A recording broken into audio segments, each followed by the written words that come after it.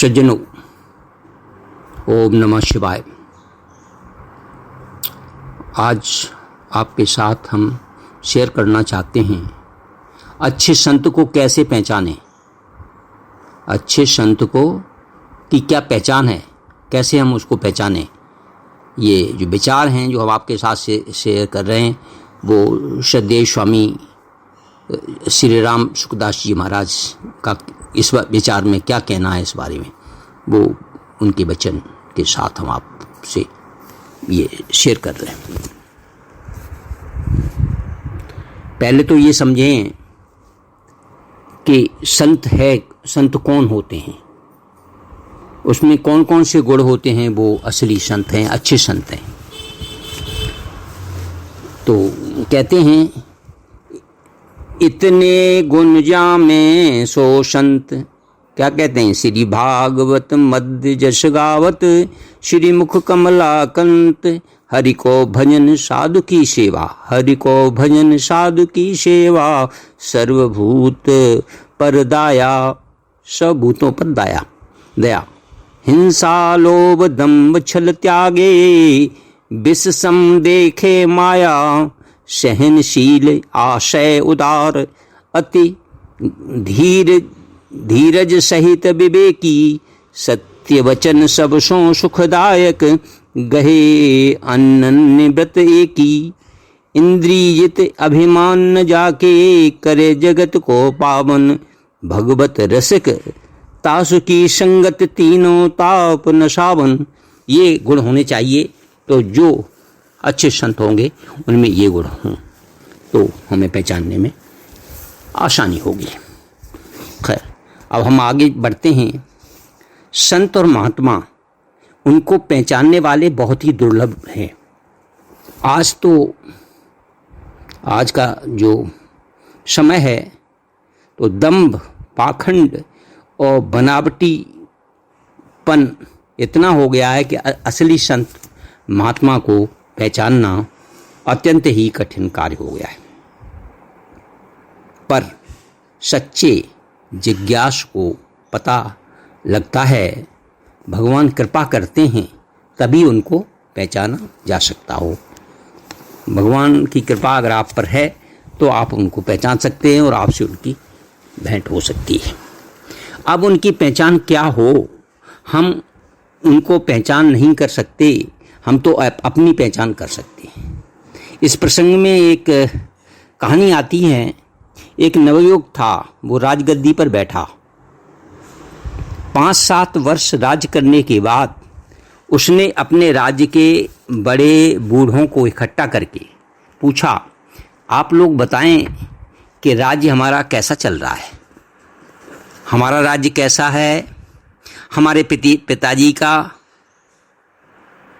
ठीक था अथवा हमारे दादाजी का ठीक था। उसने अपनी 3 पीढ़ियों के बारे में जानना चाहा। हमारे दादाजी का राज्य कैसा था, हमारे पिताजी का राज्य कैसा था और हमारा राज्य कैसा है। किसका राज्य ठीक रहा? आपने हमारी 3 पीढ़ियों का राज्य देखा है। तो सब लोग चुप रह गए, को उत्तर नहीं दिया लोगों ने। अब राजा के बारे में बुराई कौन करे, इसलिए उत्तर नहीं दे रहे। लेकिन फिर भी एक बूढ़ा आदमी जो था वो उसने हिम्मत करके खड़ा होकर के कहने लगा, महाराज हम आपकी प्रजा हैं। आप उम्र में हमसे छोटे हैं तो क्या हुआ, आप हमारे मालिक हैं। अब हम आपके बारे में निर्णय कैसे करें? आप में कौन योग्य और कौन अयोग्य है, कौन बढ़िया है और कौन घटिया है, ये तो हमारी क्षमता नहीं है। मेरी बात पूछें तो मैं अपनी बात तो कह सकता हूँ, पर आपकी परीक्षा नहीं कर सकता। राजा ने कहा, अच्छा अपनी बात बताओ। तो वो कहने लगा, जब आपके दादाजी का राज था उस समय मैं जवान था, मैं पढ़ा लिखा था, शरीर में बल भी अच्छा था, मैं एक लाठी पास में रखता था। उस समय यदि 5-10 आदमी एक साथ भी सामना करने के लिए आ जाते तो मैं हार नहीं मानता था, बल्कि उन सबको मार दूं, ऐसा मेरा विश्वास था। एक दिन मैं किसी गांव को जा रहा था। रास्ते चलते मेरे कान में किसी स्त्री की रोने की आवाज़ आई। मैंने सोचा चलकर देखें क्या बात है। मैं आवाज़ की दिशा में गया तो देखा एक सुंदर युवती अकेली जंगल में बैठी रो रही है। उसने बहुत कीमती गहने कपड़े पहन रखे थे। मैं अचानक उसके पास पहुंचा तो वह डर गई और एकदम चुप हो गई। मैंने बड़े प्यार से कहा कि बहन घबराओ मत, बताओ कि तुम क्यों रो रही हो। मेरा ऐसे कहने पर वह आश्वस्त हुई और बोली, मैं पीहर से ससुराल जा रही थी, मतलब मायके से अपने से ससुराल जा रही थी। साथ में 2-4 बैलगाड़ियाँ और ऊँट थे। रास्ते में डाकू मिल गए, उनसे मुठभेड़ हो गई। मेरे संबंधी और डाकू आपस में लड़ने लगे। मुझे डर लगा तो मैं भागकर जंगल में चली आई और यहाँ आकर बैठ गई। अब उनका क्या हाल हुआ वह तो भगवान जाने। कि तुम मैं किधर जाऊँ यह भी मुझे रास्ता मालूम नहीं है। मेरा जन्म गांव तो दूर रह गया है, लेकिन ससुराल गांव पास ही है, ऐसा अंदाज है, लेकिन मैं जानती नहीं हूँ क्या करूँ। यह सोचकर मुझे रोना आ रहा है, इसलिए मैं रो रही। इस तरह कहकर उसने मुझे अपनी ससुराल का पता बताया। मैं उस गांव को जानता था, इसलिए मैंने उससे कहा, बहन तुम चलो, डरने की कोई बात नहीं, मैं तुम्हारे साथ हूँ। पूछने पर उसने अपने ससुर का नाम कागज पर लिखकर बताया। मैं उसके ससुर को जानता था, इसलिए उसे उसके ससुराल ले गया। रात हो चुकी थी। सब लोग तरह तरह की चिंता कर रहे थे। वे लोग बहुत दुखी थे क्योंकि बहू के शरीर पर गहने आदि बहुत थे। बहू को सही सलामत पहुंची देखकर सबके मन में प्रसन्नता छा गई। उस स्त्री ने अपने घर वालों से कहा, इस सज्जन को मैं पिता कहूँ या भाई कहूँ।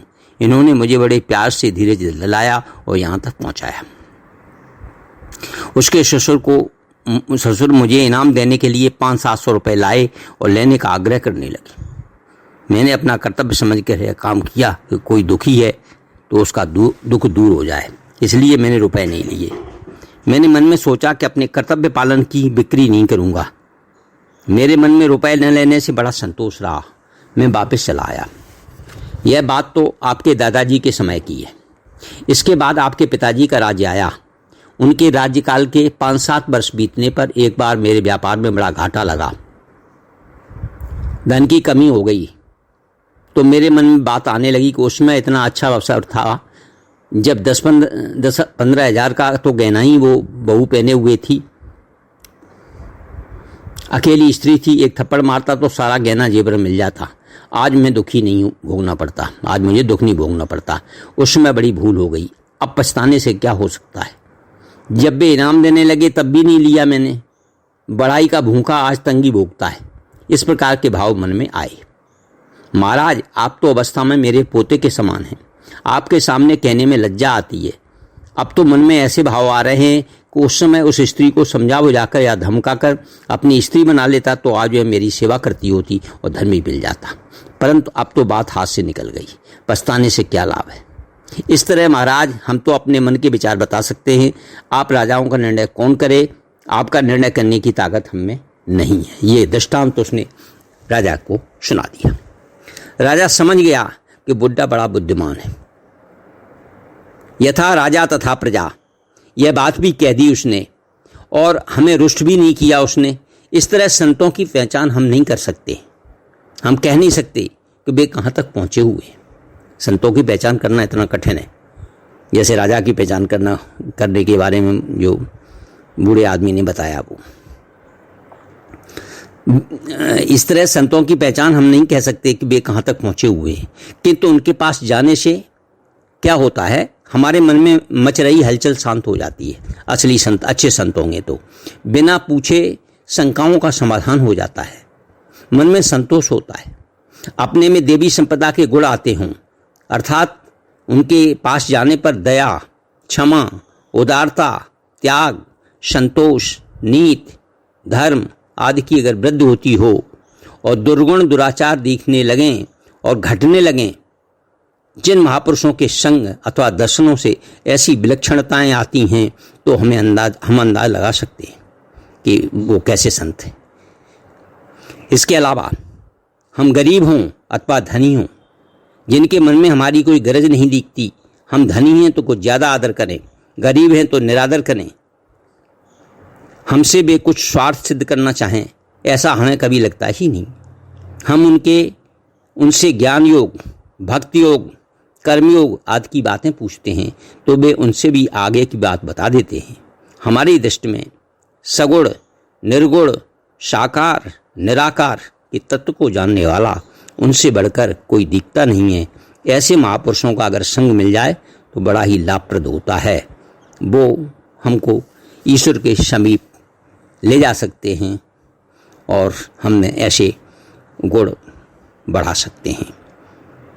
तो ये अगर उनके पास जाने से हमें अच्छा प्रतीत हो, देवी संपदा के गुण, अच्छे गुण, सद्गुणों की अगर उत्पन्न होने लगे तो समझ लो वो अच्छा संत है। इनका कहने का आशय ये है। तो ये जो विचार थे स्वामी जी के, वो हमने आपके साथ शेयर किए कि संत को कैसे पहचाने, और वो भी शेयर किया कि जिनमें ये गुण हों तो वो अच्छे संत हैं। तो हम अपनी वीडियो को यहीं विराम देते हैं। अगर आपको हमारा ये वीडियो पसंद आए तो कृपया इसे लाइक करें, शेयर करें, सब्सक्राइब करें और सभी को आगे भी फॉरवर्ड करें, जैसे और लोगों को भी संत की खोज में लगे हैं, सत्य की खोज में लगे हैं, वो संत को कैसे पहचाने, ये जो स्वामी जी के विचार हमने आपके साथ शेयर किए तो वो भी इसका फ़ायदा उठा सके। धन्यवाद। इति ओम श्री परमात्मने नमः।